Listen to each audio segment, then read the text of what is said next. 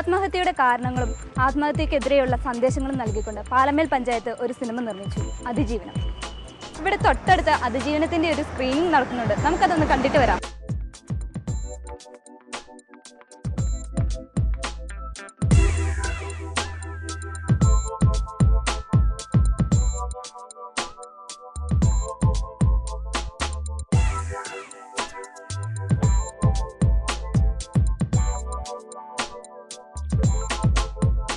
സ്വാർത്ഥ താല്പര്യങ്ങളും അതിമോഹങ്ങളും പലപ്പോഴും മനുഷ്യജീവിതങ്ങളെയാണ് തകർത്തെറിയുക. അതിജീവനം എന്ന ഈ സിനിമ ആത്മഹത്യക്കെതിരെയുള്ള ഒരു സന്ദേശം മാത്രമല്ല, മറിച്ച് ലളിതവും സമാധാനപൂർണ്ണമായ ജീവിതം നയിക്കുന്നതിൻ്റെ മേന്മ ചൂണ്ടിക്കാട്ടുക കൂടിയാണ് ചെയ്യുന്നത്. നമ്മുടെ തന്നെ ഈ പഞ്ചായത്തിൽ അതിലൊരു നമ്മുടെ ചുറ്റുപാടും കാണുന്ന സംഭവങ്ങളുടെ ഒരു ആവിഷ്കരണമായിട്ടാണ് എനിക്ക് തോന്നുന്നത്. ഒതുങ്ങുന്നതേ കൊത്താവൂ എന്നുള്ള ഒരു പഴഞ്ചൊല്ലില്ലേ, അതിനെ ആസ്പദമാക്കിയുള്ള സംഭവം. നമ്മുടെ വരവിനനുസരിച്ച് ചെലവ് ചെയ്യാൻ എല്ലാവരും പഠിക്കണം. നിലവിലുള്ള ഈ ജീവിത രീതി ഈ പഞ്ചായത്ത് തന്നെ കാണിക്കാൻ വൈകിപ്പോയോ എന്ന് എനിക്ക് തോന്നുന്നു. ആർഭാടം കണ്ട് ജീവിക്കാൻ പോയാൽ ഇങ്ങനെയുള്ള സംഭവങ്ങളൊക്കെ ഉണ്ടാകും. സാധാരണക്കാരന് മനസ്സിലാകുന്ന രീതിയിൽ അതിൻ്റെ തനതായ ശൈലിയിൽ ആവിഷ്കരിച്ചിട്ടുള്ള അതിജീവനം എന്ന സിനിമ ഞങ്ങൾക്ക് എല്ലാവർക്കും ഇഷ്ടപ്പെട്ടു. നല്ല അടിപൊളി സിനിമയായിരുന്നു. അത് ഈ സമൂഹത്തിൽ കണ്ടുപഠിക്കാനും പറ്റിയ ഒരു സിനിമ നിർമ്മിച്ചതിൽ വളരെയേറെ സന്തോഷം ഞങ്ങളുടെ ഈ പാലമേൽ ഗ്രാമപഞ്ചായത്തോട് ഞങ്ങൾക്ക് എല്ലാവർക്കും ഉണ്ട്. ഏറ്റവും ഒടുവിലത്തെ ആ സീൻ കണ്ട് സത്യം പറഞ്ഞാൽ കരഞ്ഞുപോയി എന്നുള്ളതാണ്. കാണേണ്ട പടമാണ്, എല്ലാവരും കാണേണ്ട പടമാണ്, പുരുഷന്മാരും ഒപ്പം കാണേണ്ട പടമാണ്. അടിപൊളി സിനിമയായിരുന്നു. എല്ലാവരും കണ്ടിരിക്കുന്ന ഒരു സിനിമയാണ്. നമുക്ക് 10 രൂപ വരുമാനം ഉണ്ടെങ്കിൽ 9 രൂപയെ ചെലവഴിക്കാവുള്ളൂ. അതേ രീതിയിൽ പോയാൽ ഈ ആത്മഹത്യക്കൊന്നും പ്രശ്നം ഉണ്ടാകും. സിനിമ നല്ല സിനിമയായിരുന്നു. പഞ്ചായത്തിന്റെ കുടുംബോത്സവം എന്ന പ്രോഗ്രാമിന്റെ ഭാഗമായി ഇപ്പോൾ ഓരോ വാർഡുകൾ തോറുമുള്ള തുറസായ സ്ഥലങ്ങളിൽ അതിജീവനം പ്രദർശിപ്പിച്ചു വരികയാണ്. പാലമേൽ പഞ്ചായത്ത് നമുക്ക് മുന്നിലേക്ക് വെച്ചത് നിരവധി പദ്ധതികളാണ്. ഇവയെക്കുറിച്ച് ഒട്ടേറെ ചോദ്യങ്ങൾ നമ്മുടെ ജഡ്ജസിന് ചോദിക്കാനുണ്ടാവും. തുടങ്ങാല്ലേ?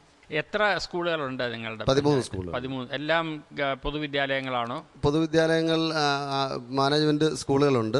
പിന്നെ അൺഎയ്ഡഡ് മേഖലയിൽ ഏതാണ്ട് ഏറ്റവും കൂടുതൽ 6 സ്കൂളിൽ കൂടുതൽ അൺഎയ്ഡഡ് മേഖലയിൽ അവിടെ പ്രവർത്തിക്കുന്നു. 6 അൺഎയ്ഡഡ് സ്കൂളുകളുണ്ട്, ഒരു സെൻട്രൽ സ്കൂളുണ്ട്. ഇപ്പം നിങ്ങളുടെ ഈ പുതിയ പ്രോജക്റ്റ് ഇത് കൂടുതൽ പൊതുവിദ്യാഭ്യാസം മെച്ചപ്പെടുത്താനുള്ള ശ്രമം തുടങ്ങിയതിന് ശേഷം പൊതുവിദ്യാലയങ്ങളിലെ എൻറോൾമെൻറ്റ് കൂടിയിട്ടുണ്ട്. ഏതാണ്ട് 7 കുട്ടികൾ മാത്രം ഇരുന്ന 1-ാം ക്ലാസ്സിലേക്ക് ആദ്യ വർഷം നമ്മൾ ഈ പദ്ധതി നടപ്പിലാക്കുമ്പോൾ തന്നെ 40 കുട്ടികളായി വർദ്ധിച്ചു. കാരണം ഞങ്ങൾ ഇതിനകത്തൊരു ആത്മാർത്ഥതയുണ്ടെന്ന് ജനത്തിന് തോന്നണം. ജനത്തിന് രക്ഷകർത്താക്കൾക്ക് തങ്ങളുടെ കുട്ടികളെ വിദ്യാലയത്തിലേക്ക് വിട്ടാൽ അവിടെ നല്ല വിദ്യാഭ്യാസം കിട്ടും എന്ന് ഉറപ്പ് വരുത്തണം. വെറുതെ പറയുകയാണെന്ന് തോന്നരുത്. അതുകൊണ്ട് ഞങ്ങൾ ചെയ്തത്, ഞങ്ങൾ ആദ്യം എൻ്റെ സമപ്രായക്കാരായിട്ടൊക്കെയുള്ള കുറേ ആളുകളെ കൂട്ടിയാണ് ഇതിൻ്റെ അക്കാദമിക് കൗൺസിൽ ഒക്കെ ഉണ്ടാക്കി. അങ്ങനെ ഉണ്ടാക്കിയിട്ട് ഞങ്ങളുടെ കുട്ടികളെ ആദ്യം ഈ സർക്കാർ സ്കൂളുകളിലേക്ക് വിട്ടു. ആ വിട്ടതിന് ശേഷമാണ് ഞങ്ങൾ രക്ഷകർത്താക്കളോട് ഈ സ്കൂളിലേക്ക് വിടണം എന്ന് പറയുന്നത്. പിന്നീട് നമ്മൾ സമഗ്രമായിട്ട് ഈ പദ്ധതി ആവിഷ്കരണം ചെയ്തു. അങ്ങനെയാണ്. പ്രവൃത്തി ദിവസങ്ങൾ എത്ര കിട്ടുന്നുണ്ട് നിങ്ങളുടെ സ്കൂളിൽ? പ്രവൃത്തി ദിവസങ്ങൾ പഠനം നടക്കുന്ന ദിവസങ്ങൾ കഴിഞ്ഞ വർഷം 192 വർക്കിംഗ് ഡേയ്സ് ആയിരുന്നു. എനിക്ക് 192 കേൾക്കുമ്പോൾ വിശ്വസിക്കാൻ കഴിയുന്നില്ല. അത് ഈ മേളകൾക്കും മറ്റ് ആവശ്യങ്ങൾക്കും ഒക്കെ പഠനം നിർത്തുന്ന ഒരു രീതിയുണ്ട്. അതെല്ലാം കഴിച്ചിട്ട് 192 കിട്ടുന്നുണ്ട്. അതല്ല, അത് ഉൾപ്പെടെയാണോ? അല്ല, 192 എന്ന് പറഞ്ഞാൽ ഇപ്പോഴേ സർക്കാർ തന്നെ 200 വർക്കിംഗ് ഡേയ്സ് വേണമെന്നാണ് നിർബന്ധം പിടിക്കുന്നത്. പക്ഷേ സർക്കാരിൻ്റെ വർക്കിംഗ് ഡേയ്സിൽ ഈ മേളകളും എല്ലാം ഉൾപ്പെടും ഇല്ലേ? മേളകളൊക്കെയും പഠനത്തിന്റെ ഭാഗം തന്നെയാണല്ലോ. അങ്ങനെയൊക്കെ വ്യാഖ്യാനിക്കണം.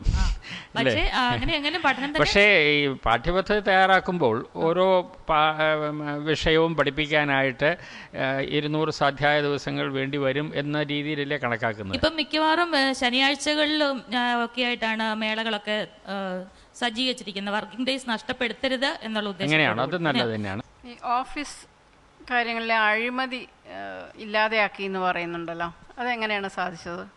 അത് ഞങ്ങൾ ഈ പൊതുവിൽ അഴിമതി ഇല്ലാതെ പോകണം എന്നുള്ളത് പഞ്ചായത്തിൻ്റെ തുടക്കം മുതൽ തന്നെ നമ്മുടെ ഒരു കാഴ്ചപ്പാടാണ്, ഒരു പോളിസിയുടെ ഭാഗമാണ്. അതുകൊണ്ട് തന്നെ നിരവധി ഉദ്യോഗസ്ഥന്മാർ പഞ്ചായത്തിലേക്ക് വരും. അവരെല്ലാം വ്യത്യസ്തമായ ആറ്റിറ്റ്യൂഡുള്ള ആളുകളായിരിക്കാം. അത് എത്ര കണ്ട് നമ്മൾ പിടിച്ചു നിർത്തണം എന്ന് പറഞ്ഞാൽ പോലും കഴിയാത്ത മേഖലകളായിരിക്കും. അപ്പോൾ അവിടെ ഒരു ഇടപെടലിന് വേണ്ടി നമ്മളൊരു പദ്ധതി തന്നെ വെച്ചു. സുഗമം സുതാര്യം എന്ന പേരിൽ ഓഫീസ് പ്രവർത്തനങ്ങൾ സുഗമമായി കൊണ്ടുപോകുന്നതിന് വേണ്ടി സ്റ്റാഫിൻ്റെ മീറ്റിംഗ് കൂടി അവർക്ക് ചെയ്യാൻ കഴിയുന്ന കാര്യങ്ങൾ എത്രയൊക്കെ സേവനം എപ്പം എങ്ങനെയൊക്കെ ചെയ്യാൻ പറ്റുമെന്ന് ആലോചിച്ച് അതിനെ സംബന്ധിച്ച് ധാരണയുണ്ടാക്കി. അതുണ്ടായി.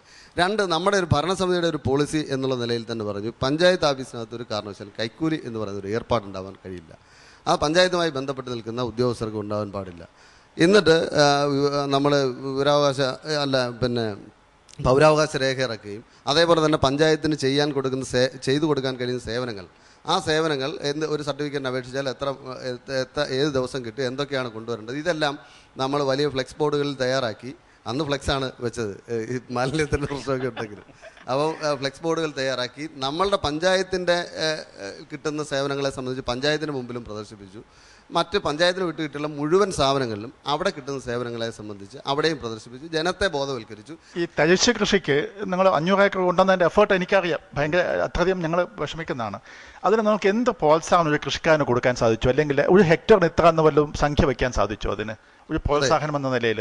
തരിശ് കൃഷിക്ക് നമ്മൾ നിലം പൂർണ്ണമായും പഞ്ചായത്താണ് ഉഴുതത്, ഒരുക്കി കൊടുത്തു. ഈ നിലം ഒരുക്കിയത്, അതായത് ഈ നിലം ഒരുക്കുന്ന ഘട്ടത്തിലേക്ക് വന്നപ്പോൾ കൃഷിക്കാർ തയ്യാറല്ലാതിരുന്നപ്പം നമ്മൾ ഈ പുഞ്ചയിൽ മുഴുവൻ ഒരു 6-7ഓളം ട്രാക്ടറുകൾ കുട്ടനാട്ടിൽ നടക്കം വരുത്തിയിട്ട് ഞാൻ ഉൾപ്പെടെയുള്ള ജനപ്രതിനിധികളും കൃഷി ഓഫീസിൽ നിന്നുള്ള ആളുകളോട് ചേർന്നുകൊണ്ട് ഞങ്ങൾ പാടശേഖരത്ത് നിന്ന് ഈ നിലം ഉഴുകയായിരുന്നു.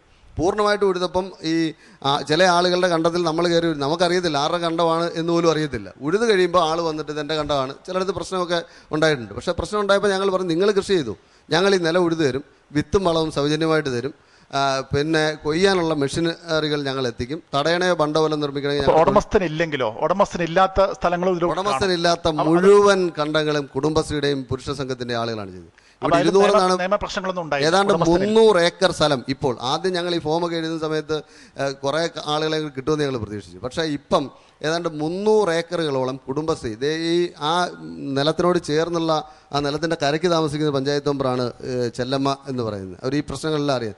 ഈ മെമ്പർ ഉൾപ്പെടെ പാടശേഖരത്ത് നിന്ന് കയറുന്നത് ഇപ്പോൾ തിരുവനന്തപുരത്തോട് വിളിച്ചുകൊണ്ട് വന്നിട്ട് കയറുന്നതാണ്. കാരണം ഇപ്പോൾ ആ കണ്ടത്തിൽ നിന്ന് ഇവർക്ക് ആർക്കും കയറാൻ കഴിയാത്ത രൂപത്തിൽ ആ വാർഡിലെ 13 കുടുംബശ്രീയും 5 സംഘങ്ങളും 300 ഏക്കർ കൃഷി ചെയ്യണം. അപ്പോൾ നിങ്ങൾ പറഞ്ഞ തരിശ് രഹിത പഞ്ചായത്ത് അത് എന്ന് കംപ്ലീറ്റ് ആവും? ഈ തരിശ് രഹിത പഞ്ചായത്ത് നിങ്ങളുടെ ഇപ്പോഴത്തെ ഈ ആക്ഷൻ പ്ലാനിൽ എന്ന് നമുക്ക് പറയാൻ പറ്റും? ഞങ്ങളുടെ നോട്ടത്തിൽ ഇപ്പം ഞങ്ങൾക്ക് ചെയ്യാൻ പറ്റുന്ന പാടങ്ങൾ മുഴുവൻ നമ്മൾ കൃഷി ചെയ്തു. നല്ലൊരു പ്രവർത്തനമാണ് കാഴ്ചവെച്ചേക്കുന്നത്. എനിക്ക് ചോദിക്കാനുള്ള ബ്ലഡ് ബാങ്കിനെ കുറിച്ചാണ്. നിങ്ങളൊരു ഡയറക്ടറി ഉണ്ടാക്കിയിട്ടുണ്ട്. അത് ആ പഞ്ചായത്തിലെ മൊത്തം ജനസംഖ്യ എല്ലാവരുടെയും പ്രൊഫൈൽ അതിനകത്ത് വരുന്നുണ്ടോ ഡയറക്ടറിയിൽ? എല്ലാവരും 10,000 ആളുകളുടെ ഇത് എടുത്തിട്ടുണ്ട് ഞങ്ങൾ. ആദ്യം ഒരു 36 ക്യാമ്പുകൾ നടത്തിയാണ് നമ്മൾ നടത്തിയത്. വലിയ പ്രചരണം കൊടുത്തിട്ടാണ് നടത്തിയത്. ആ 36 ക്യാമ്പിലെല്ലാം പോളിംഗ് ബൂത്തിൽ നിൽക്കുന്നതിനെക്കാട്ടും വലിയ സജീവതയോടുകൂടിയാണ് ആളുകൾ പങ്കെടുത്തത്. മൊത്തം നമ്മൾ 36 ക്യാമ്പുകൾ പൂർത്തിയായപ്പോൾ ഏതാണ്ട് 10,000-ഓളമായി. ഇനി ഞങ്ങൾ അടുത്ത വർഷത്തേക്ക് ഒരു പദ്ധതി ഇട്ടേക്കുന്നത് ഈ സ്കൂളുകളിലൂടെ 10ാം ക്ലാസ് മുതൽ 10ാം ക്ലാസ് +1 +2 കാര്യം ഈ രക്തം കൊടുക്കാനുള്ള ആളുകളുടെ ഒരു പൊതു സ്വഭാവം എന്ന് പറഞ്ഞാൽ ഈ ചെറുപ്പഘട്ടത്തിലുള്ള +2 ഒക്കെ കഴിഞ്ഞിട്ടുള്ള ആ ഏജിൽ നിൽക്കുന്നവരാണ് കൂടുതൽ താല്പര്യപ്പെട്ടു വരുന്നത്. അപ്പോൾ അതുകൊണ്ട് ഞങ്ങൾ അത്തരം ആളുകളുടെ കൂടെ ഇതിനകത്തിലേക്ക് ചേർക്കാൻ വേണ്ടി ഇപ്പം ആലോചിക്കുന്നു. ഈ പ്രൊഫൈലിൽ എന്തൊക്കെ ഫാക്ടേഴ്സ് എടുത്തേക്കുന്നത്? ഇവരുണ്ടാക്കിയ നിങ്ങളൊരു കമ്പ്യൂട്ടറൈസ് ചെയ്തെന്ന് തോന്നുന്നു. കമ്പ്യൂട്ടറൈസ് CD ഡയറക്ടറിക്കകത്തിൽ ഇപ്പം നമുക്ക് A നെഗറ്റീവ് ബ്ലഡ് വേണം. A നെഗറ്റീവ് എന്നടിച്ചാൽ നമുക്ക് ആ A നെഗറ്റീവിലുള്ള മുഴുവൻ ആളുകളുടെ ഡീറ്റെയിൽ കിട്ടും. അവരുടെ ഫോൺ നമ്പർ കിട്ടും. വ്യക്തിയുടെ എന്തൊക്കെ ഡീറ്റെയിൽസ്? വ്യക്തികളുടെ address, phone number, blood group. ഞാനത് ചോദിക്കാൻ കാര്യം എന്ന് വെച്ചാൽ ഇപ്പോൾ ഈ ഡയറക്ടറി ഉണ്ടാക്കി വളരെ നല്ല കാര്യം. പക്ഷെ അതിൽ ആ വ്യക്തിയുടെ അഡ്രസ്സും ഫോൺ നമ്പറേ ഉള്ളല്ലോ. എന്നാൽ ബാക്കി ആളുടെ ഇപ്പം ഉള്ള രോഗങ്ങൾ അല്ലെങ്കിൽ ആളുടെ കപ്പാസിറ്റി, ബ്ലഡ് കൊടുക്കാനുള്ള കപ്പാസിറ്റി, ചില സ്ത്രീകളാകുമ്പം ചിലർ അനീമിക്ക കൂടുതലും സ്ത്രീകൾക്കുള്ള പ്രശ്നം, അവരുടെ കപ്പാസിറ്റി ലെവല്. അപ്പോൾ ഞങ്ങൾ ഇത് നടത്തുമ്പോൾ ഈ എല്ലാ ആളുകളുടെയും ബ്ലഡ് ഗ്രൂപ്പ് പരിശോധിക്കുമ്പോൾ തന്നെ ഇതിനകത്തൊരു വില്ലിങ്നെസ് ഫോം കൂടെ നമ്മൾ കൊടുത്തിട്ടുണ്ട്. ഇത് ബ്ലഡ് ഡൊണേറ്റ് ചെയ്യാൻ തയ്യാറാണോ എന്നുള്ളതിനെ സംബന്ധിച്ച് അത് സെപ്പറേറ്റ് ഉണ്ട്. അപ്പോൾ തയ്യാറായിട്ടുള്ള ആളുകളുടെ ലിസ്റ്റ് പ്രത്യേകം ഇതിനകത്തിൽ, ബ്ലഡ് കൊടുക്കാൻ താല്പര്യമുള്ള ആളുകളുടെ ലിസ്റ്റ് പ്രത്യേകം ഇതിനകത്തിലുണ്ടാവും. അപ്പോൾ ആ ലിസ്റ്റ് നോക്കിയാൽ മതി. പക്ഷേ തയ്യാറായാലും സേഫ് ബ്ലഡ് ആണ്, സുരക്ഷിതമായിട്ടുള്ള രക്തമാണോ എന്നുള്ളത് അത് നമുക്ക് പരിശോധന നടത്താൻ ഇതിനകത്ത് കഴിഞ്ഞിട്ടില്ല. കാരണം നിങ്ങൾ ഡയറക്ടറി ഉണ്ടാക്കുമ്പോൾ എനിക്കൊന്ന് അതൊക്കെ ഇവിടെ കൊണ്ടുവന്നാലേ ആ ഡയറക്ടറിക്ക് ഒരു ഫുൾ യൂട്ടിലൈസേഷൻ വരുന്നുള്ളൂ എന്നുള്ള. കാരണം രോഗങ്ങളായാലും മറ്റെന്തെങ്കിലും വേറെ ഏതെങ്കിലും രോഗം, എയ്ഡ്സോ അങ്ങനത്തെ എന്തെങ്കിലും ഉണ്ടോ എന്നുള്ളത് തിരിച്ചറിയണം. വികസന ഫണ്ട് ഉപയോഗം ശതമാനത്തിലല്ല നിങ്ങൾ കൊടുത്തിരിക്കുന്നത്, അതിന് സംഖ്യയാണ് കൊടുത്തിരിക്കുന്നത്. അത് 2008-2009 കണക്ക് അപൂർണമായതുകൊണ്ടാണോ ഈ ഒരു വളരെ ചെറിയ ഫിഗറിൽ നിൽക്കുന്നത് എന്നുള്ളൊരു ഇത്? അപ്പം ഒരുപക്ഷെ നമുക്ക് മനസ്സിലാകാവുന്നൊരു കാര്യം, ഈ പ്ലാൻ ഫണ്ടിൻ്റെ 56% വിനിയോഗം